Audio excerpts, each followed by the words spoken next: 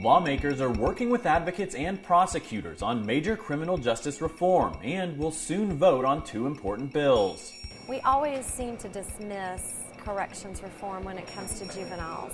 Senator Missy Irvin says her friend ended up in the criminal justice system at just 13. They had to shackle his hands and his feet and his waist, but the shackles were too big and they fell off of him because they were not meant for a 13-year-old child. They were meant for an adult. Now he's a productive member of society, and she wants other kids to have the same chance. These are children that we're talking about. These are children that made a very bad decision, obviously, and we need to address that, but we also need to make that distinction between a child offender and an adult offender.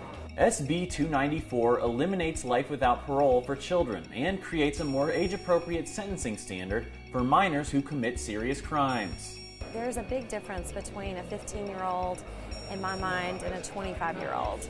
You cannot say we're throwing them away and we're throwing away the key. The bill is expected to run this Wednesday in the Senate Judiciary, along with Senate Bill 136, which addresses Arkansas's current incarceration crisis.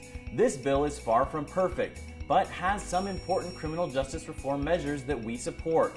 It lays the groundwork for mental health crisis intervention, improves the probation and parole process, and requires the court to justify any deviations from the sentencing guidelines in Arkansas.